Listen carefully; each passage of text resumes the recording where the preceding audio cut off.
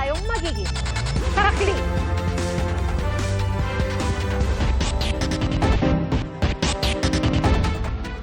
Ipinagutos na ang pagbuo ng committee report matapos ideklara ng House Committee on Justice na may probable cause o sapat na batayan para ituloy ang paglilitis sa dalawang impeachment complaint laban kay Vice President Sara Duterte. Unanimous ang boto o walang tumutol sa mga miyembro ng komite. Pero ang defense team ni Vice President Duterte sinabing taliwas sa disenyo ng konstitusyon ang itinakbo ng proseso. Saksi, si Rafi Tima. For those who are voting in favor of the existence of probable cause in the Zabalia complaint, please raise your right hand. Unanimous ang desisyon ng 53 miyembro ng House Committee on Justice sa dalawang impeachment complaint laban kay Vice President Sara Duterte. The existence of probable cause has been declared with respect to both the Zabalia complaint and the Cabrera complaint. Bago magbotohan ng komite, iminungkahi ng ilang kongresista na ipagpaliban muna ang pagboto at bigyan ng Vice Presidente ng isa pang hearing day para sagutin ang mga reklamo. Hindi po ba medyo mabilis ang pagboto natin? I think it would be prudent for us, in the interest of fairness, to extend by one additional hearing date. Hindi po ito, Madam Chair, para pahabain ang ating proseso. I would tend to agree with our colleague, out of abundant caution, as we keep saying, that we should afford the Vice President more chances. Bagay na pinalaga ng ilan pang miyembro ng komite. Ito na ho ang pang-anim na pagdinig. Sapat na ang ebidensya. We have given so many chances, pero wali. Consistently absent siya talaga. Ginoghost niya tayo paulit-ulit. Agree na po ako pagdating dito sa pagboboto natin as far as probable cause. Nakita na natin lahat. Sa huli, iniatras ang mungkahi na magbibigay pa ng palugit sa Vice Presidente. Sabi ng dalawang endorser ng Zabalia at Cabrera impeachment complaint, higit pa sa probable cause o sapat na batayan ang kanilang nakita para ituloy sa paglilitis sa mga reklamo laban sa bise. From the misuse and abuse of confidential funds, bribery of DepEd officials, to the alarming pattern of amassing unexplained wealth, to the gravity of threats and seditious incitement that strike at the very heart of our constitutional order, ito po ay klaro. There exists probable cause to impeach the Vice President. Walang duda. Higit pa sa probable cause ang ating nakita. Madam Chair, may sapat na usok na tayo para patunayang may sunog, may malakas na probable cause upang i-impeach si Sara Duterte. Hindi ito fishing expedition. Inaprubahan din ang mosyon na i-consolidate o pag-isahin ang dalawang impeachment complaint. Culpable violation of the Constitution, betrayal of public trust, bribery, graft and corruption and other high crimes ang grounds for impeachment na nakalatag sa dalawang impeachment complaints.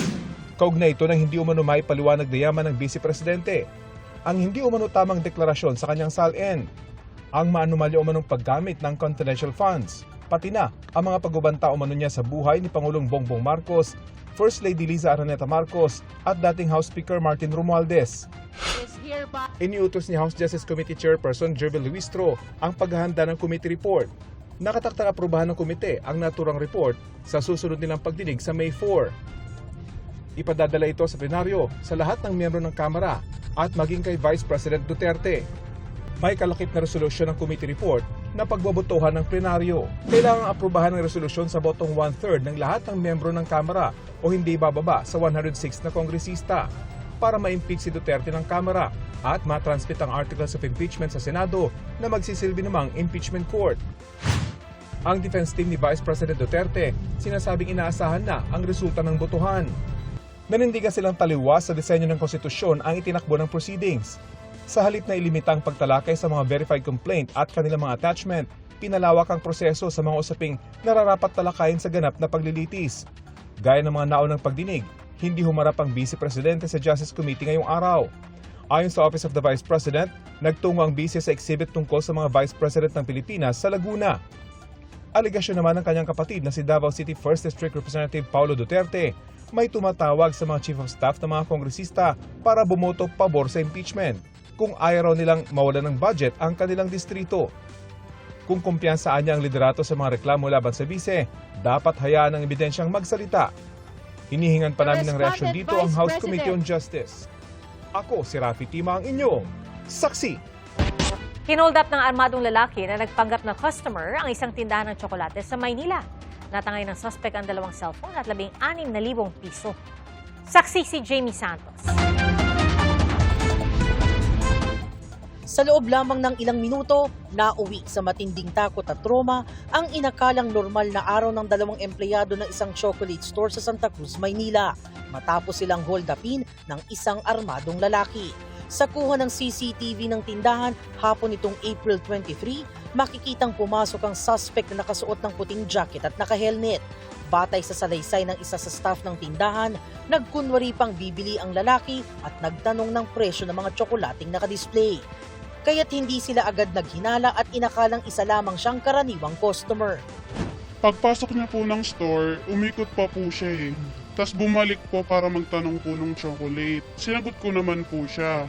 Dun pa lang po, nakutuban ko na po siya. Kaya ko po binaba yung cellphone ko. Ngunit makalipas lamang ang ilang segundo, bigla na itong bumunot ng baril at nagdeklara ng hold up.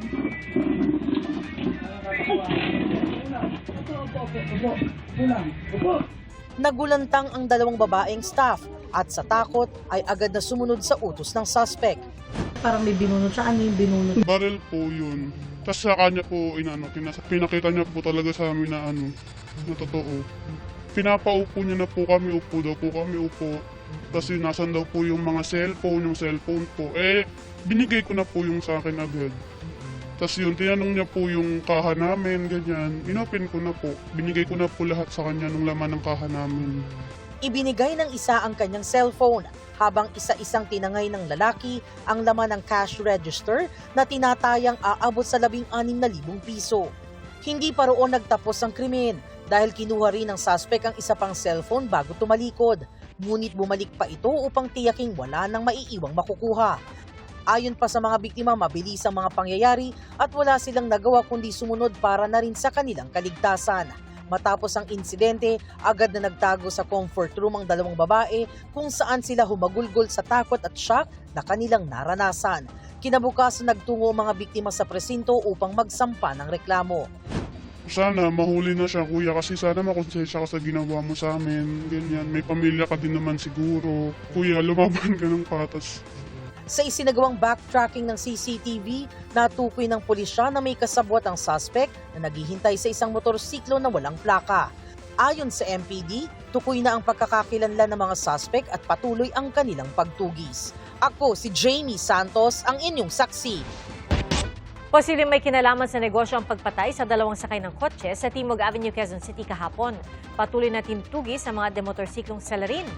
Saksi si Emil Sumangi. Unti-unti nang nagkakadireksyon ng investigasyon ng binuong Special Investigation Team ng QCPD sa pananambang sa kulay puting hatchback sedan malapit sa kanto ng Timog Avenue at EDSA Quezon City kahapon. Tukoy na ng pulisya ang pagkakakilanlan ng 2 biktima. Ang una, ang 75 taong gulang na negosyante na si Seferino Mariano. Siya ang nakuna ng aming cameraman na nasa passenger seat at pinagtulungang ilabas ng kotse para maisakay sa ambulansya ng mga rumesponding pulis at MMDA. Ang isa pang biktima, ang kanyang driver na si Norberto Orimaco, 51 taong gulang. Siya naman yung dugo ang lalaki na nakalabas ng kotse at tumumba malapit sa Center Island. Kapwa na isugod sa East Avenue Medical Center ang dalawa, pero kinalaunan, namatay dahil sa multiple gunshot wounds. Kanina, ipinalabas ng QCPD ang mga CCTV video mula sa isinagawa nilang backtracking at lumalabas na bago pa man makarating sa ambush site ang mga biktima, inabangan at sinundan na sila ng mga suspect. Ayun na yung tandem mo. Huminto. Ito na yung sasakyan ni Boss Perio. Sinusundan na nila sa likod. Hanggang sa makarating ng EDSA Timog Avenue. Nabaga na siya, sinusundan na po siya. Noong pagbaybay niyo po ng Timog Avenue, the account given by the MMD traffic enforcers na nag-stop, then yun po, doon po isinagawa yung krimen po. Pagkatapos ng pananambang, tumakas pa EDSA ang demotorsiklong salarin sa kakumanan ng Kamuning. Pumasok sila sa Scout Rallios. Dito na nila inabandona ang gamit nilang motorsiklo na base sa pagsisiyasat ay lumabas na nakaw. When they abandoned the motorcycle, immediately nagpalit po sila ng damit. Pagkatapos naglakad ang mga suspect, They were on foot. Binaybay po nila yung Scout Ibardulacia. Nag-turn na po sila ng Timog. Then nag-right turn po ng Scout Torillos. Binaybay po nila yung Scout Borromeo kung saan po doon sila sumakay ng tricycle. nagpakati daw ng Quezon Avenue at pagdating sa terminal, sumakay na ng jeep. Base sa inisyal na investigasyon ng QCPD, ang negosyanteng si Mariano ang target ng gunman. Sa dami po ng bullet hole na tumama, most likely sir, nagkaroon po ng change magazine. At ang tinitignang motibo, Dahil nga businessman yung victim who owns a bar, clubs, and billiard establishment. So, meantime, yun po ang assessment natin. It has something to do with the business-related incident po. nanawagan ng QCPD sa sinumang nakakakilala sa mga suspect na agad makipag-ugnayan sa kanila. Ako si Emil Sumangil, ang inyong saksi. Napagdesisyonan ng House Committee on Justice na huwag nang buksan ang kahon na naglalaman ng tax records ni Vice President Sara Duterte at ng kanyang mister. Ang NBI naman sinabi sa pagdinig na may lead na sila sa kinausap umanong hitman ng Vice Presidente. Saksi, si Ian Cruz. Ipinalabas sa impeachment hearing ng House Justice Committee ang videong ito ni Vice President Sara Duterte. Ninyong lahat, Martin Romualdez, Lisa Marcos, Bongbong Marcos. Huwag kang mag-alala, ma'am, sa security ko. Kasi may kinausap na ako na tao. Sinabi ko sa kanya, kapag pinatay ako, patayin mo si BBM, si Lisa Araneta, at si Martin Romualdez. No joke. No joke. Nagdilin na ako, ma'am.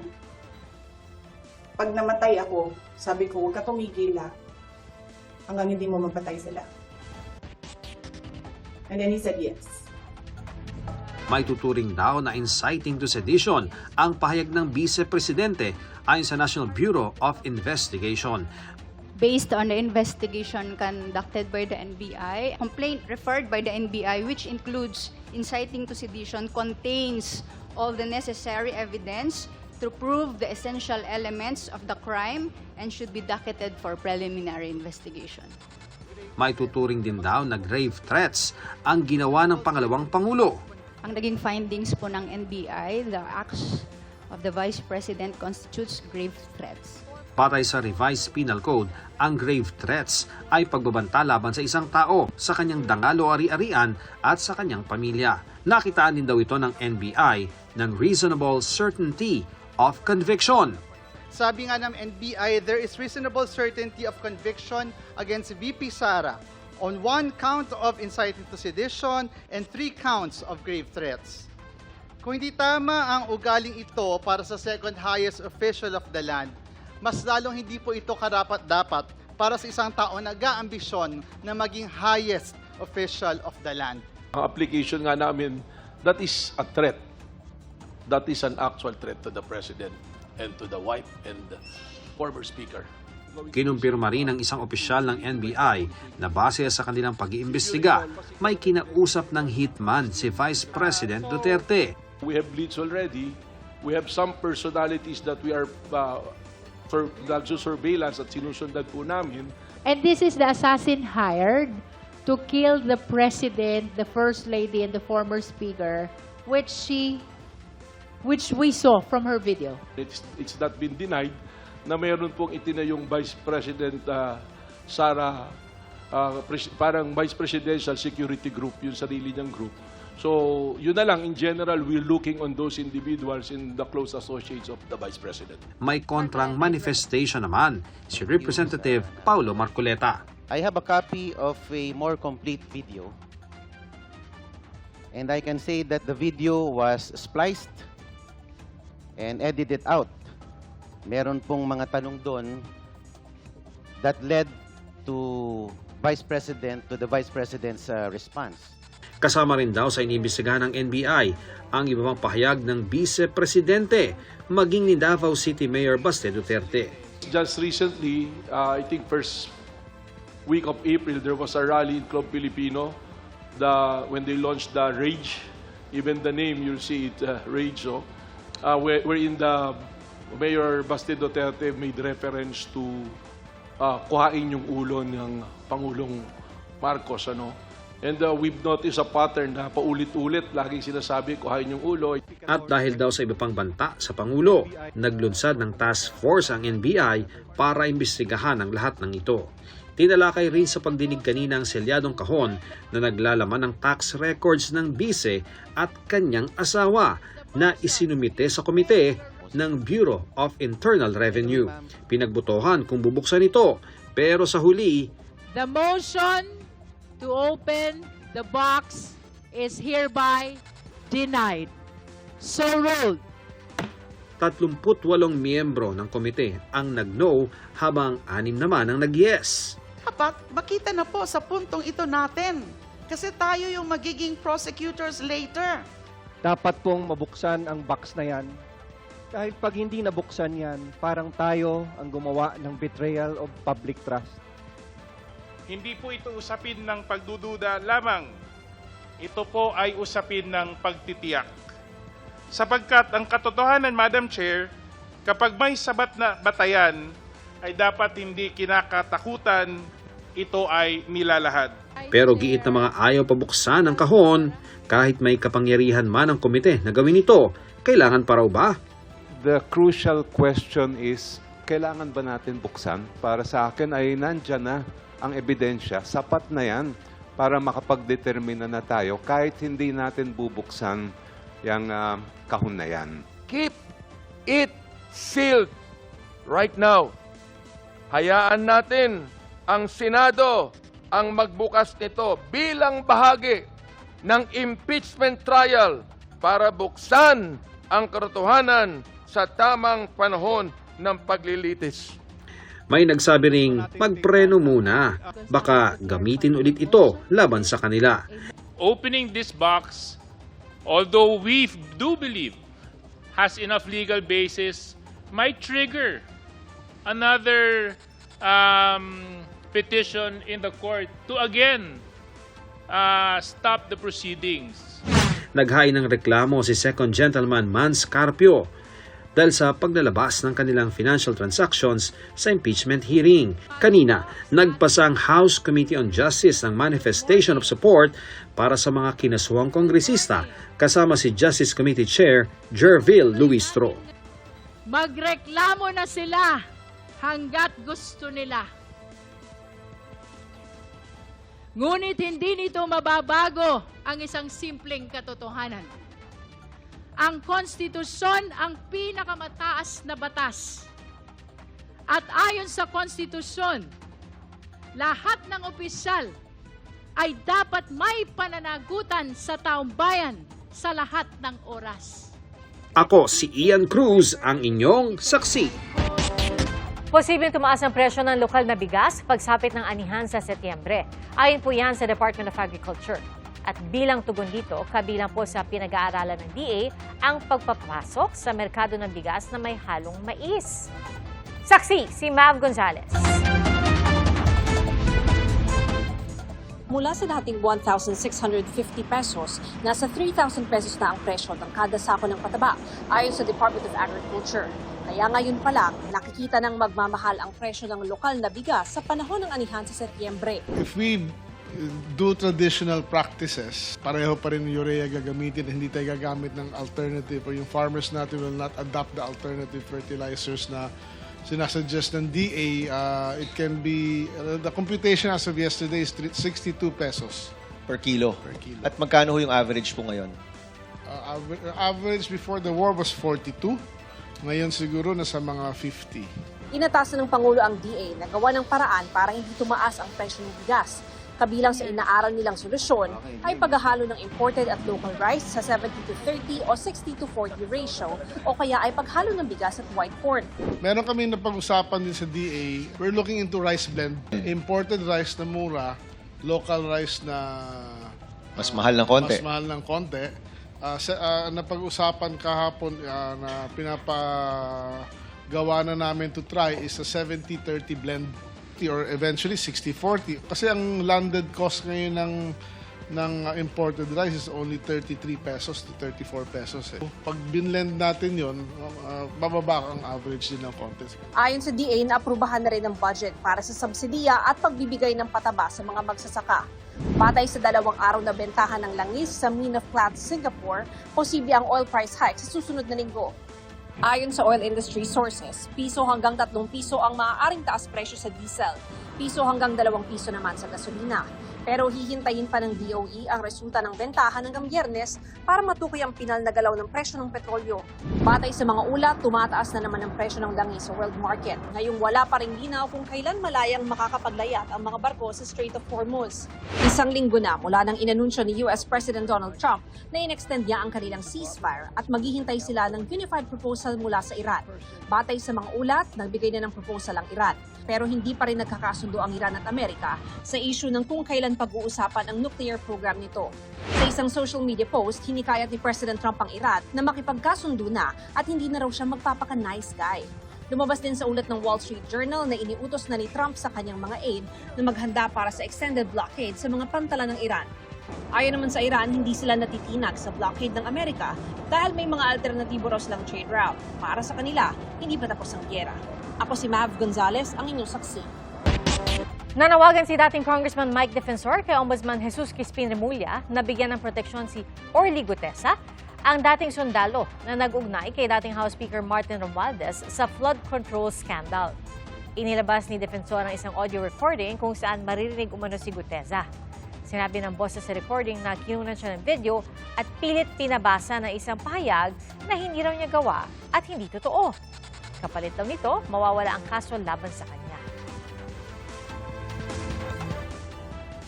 Sinabi doon, number 1, iniba ang affidavit at ang sinasabi na bayaran ka ni Marcoleta at ni Defensor. And that number 2, wala kang delivery sa bahay ni Martin Romualdez. Sana naman, again, apila kay Ombudsman Boying Remulla, bigyan ng protective custody, hanapin at bigyan ng pagtatanggol, seguridad, si Sergeant Gutesa at ang kanyang pamilya. Hinihingan pa namin ng pahayag si Ombudsman Remulla at ayon kay Defensor, ibinigay sa kanya ang recording noong nakaraang taon mula umano sa isang sundalong nakasama ni Gutesa. Hindi tiyak kung nasaan si Gutesa sa ngayon. Mas pinalawak na maternity benefits ng PhilHealth ipatutupad na simula bukas. Ayon kay Pangulong Bongbong Marcos, mula sa dating 9,750 pesos na sasagutin ng PhilHealth sa normal delivery, gagawin na itong 29,000 pesos. Hanggang 62,000 pesos naman ang sagot ng PhilHealth kung cesarean o C-section. Mas malawak na rin ang prenatal at postnatal care. Hanggang 8 prenatal check-up na kasi ang sagot ng PhilHealth, dagdag pa mga bakuna at laboratory test, pati na ang 3 follow-up visit matapos ang panganganak. Panibagong all-time record low ng piso kontra dolyar na itala. Nagsara ang palitan sa 61 pesos and 56 centavos kada dolyar ngayong araw. Mas mahina yan kesa sa 61 pesos and 30 centavos na naitala kahapon.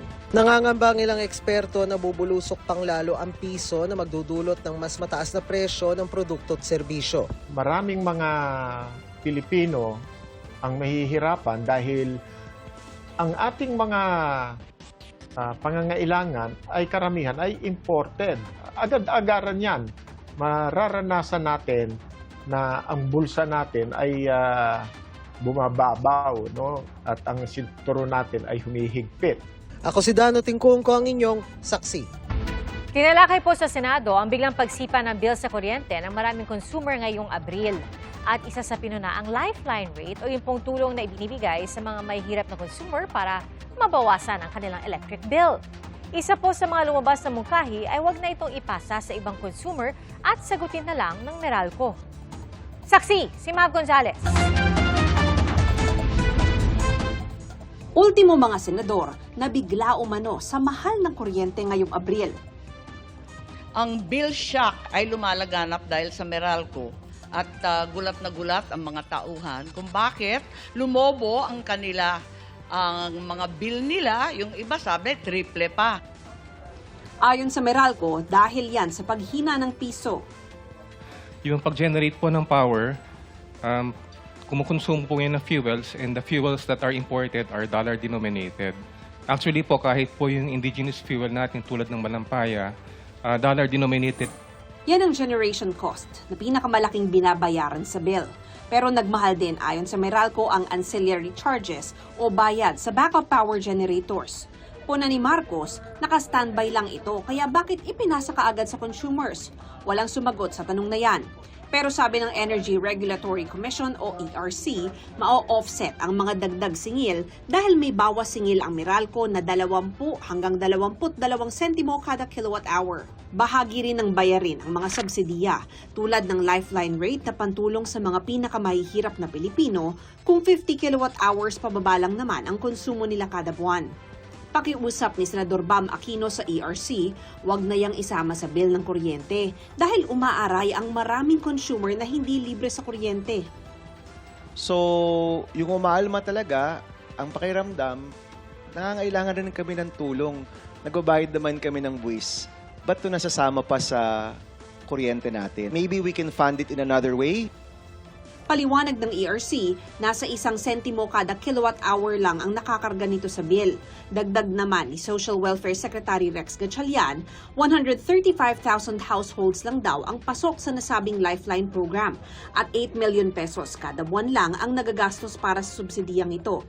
Natanong tuloy kung bakit ibinapasa pa sa consumer kung maliit naman umano ang kailangang pondo. Ang liit-liit naman ng lifeline na yan. At nasabi nga, 135,000 lang naman, 8 million lang naman yan every month. Hindi ba pwedeng i-absorb na ng Meralco yan? Iba-iba din po kasi ang ating mga distribution utilities. Meron din tayong mga electric cooperatives na kung saan ang kanilang Hindi, sana manguna na yung Meralco, siyang pinakamalaki. Of course, kung sila po voluntaryo, We'll defer or we'll comply with whatever regulations ERC. Sinita rin ng mga senador ang government taxes sa bill ng kuryente. Pati ba naman yung local franchise tax, kayo naman yun. Wala namang kinalamanan yung mamimili ng kuryente. Sabi ni Senador Rodante Marcoleta, may panukala siyang tanggalin ang VAT sa kuryente. Tanggalin na po natin yung 12% VAT sa electricity. Kokontra ka ba, attorney? Ako po personal, hindi po. May pakiusap din sa ERC si Senador Win Gatchalian na chairman ng Senate Protect Committee, lalo't posibleng tumaas pa ang singil sa kuryente. Huwag isabay yung pagtaas ng kuryente sa pagtaas ng petroleum, pagtaas ng bigas. Nakita ko tumaas rin ang presyo ng bigas pa konti-konti. So triple whammy ang consumers natin. Ako si Mav Gonzalez, ang inyong saksi. Kainit! Nabalot na usok at apoy ang isang school bus sa Santa Cruz, Davao del Sur. Patungong Davao City ang bus, sakay ang 36 na estudyante, 2 guro at 3 driver, nang bigla itong magliyab malapit sa isang barangay hall. Agad namang nakababa ang mga sakay nito bago tuluyang lumaki ang apoy. Iniimbestigahan pa ang sanhi ng sunog. 5 ang sugatan matapos mahulog sa bangin ang isang pampaserong bus sa Maria Aurora. Ayon sa pulisya, galing Baler ang bus at papunta sanang Cabanatuan City nang pumalya ang makina nito habang binabagtas ang paakyat na bahagi ng kalsada. At dahil dito, kaya napaatras ang bus hanggang sa mahulog sa bangin.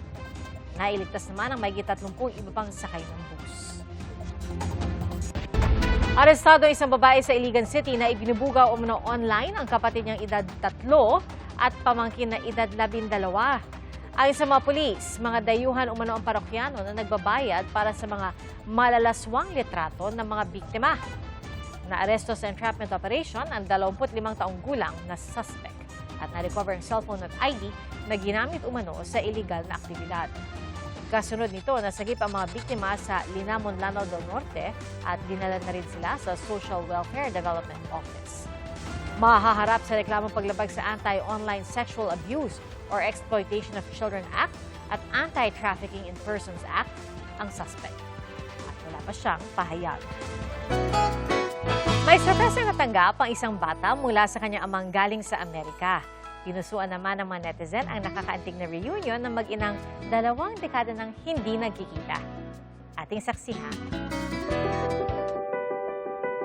Madamdamin pero bakas ang saya sa mag-inang ito sa Bohol. Matapos kasi ang 2 dekada, muli silang nagkasama at nayakap ang isa't isa. Ayon kay Yus Cooper Glea, matagal na niyang pinipilit ang kanyang ina na umuwi sa lola ni Glea sa Bohol. Pero hindi magawa dahil sa kakulangan sa budget. Dalaga pa raw ang kanyang ina noong umalis sa probinsya para magtrabaho bilang housekeeper sa Cagayan de Oro. Nakapag-ipon naman daw si Glea ng pera para sa pamasahe, pero nagamit niya dahil kinailangan niyang magpa-opera. Kaya naisipan niyang mag-loan para sa reunion ng kanyang ina at lola. Pwede pa naman daw kitain ang pera at hindi raw matutumbasan ng saya ng kanyang nanay na makauwi sa Bohol. Call natin si Daddy. Call mo si Daddy. Success naman ang surprise para sa 3 taong gulang na si Matias. Abot tenga ang ngiti ng bata nang makita at mayakap ang kanyang ama. Kwento ni News Cooper Patricia, isinikreto nila sa anak ang pag-uwi ng asawa niyang nag-migrate sa Amerika. 2019 pa raw nang umalis ng Pilipinas ang ama ni Matias at umuwi lang 1 buwan kada taon simula 2022. Kaya ganoon na lang daw ang tuwa ng anak nang makita ang kanyang ama. Ako po si JP Soriano, ang inyong saksi. Salamat po sa inyong pagsaksi. Ako po si Pia Arcangel. Ito ang GMA News. Walang kinikilingan, walang pinoprotektahan. Noon at ngayon, serbisyong totoo. Hanggang bukas, sama-sama po tayong magiging saksi.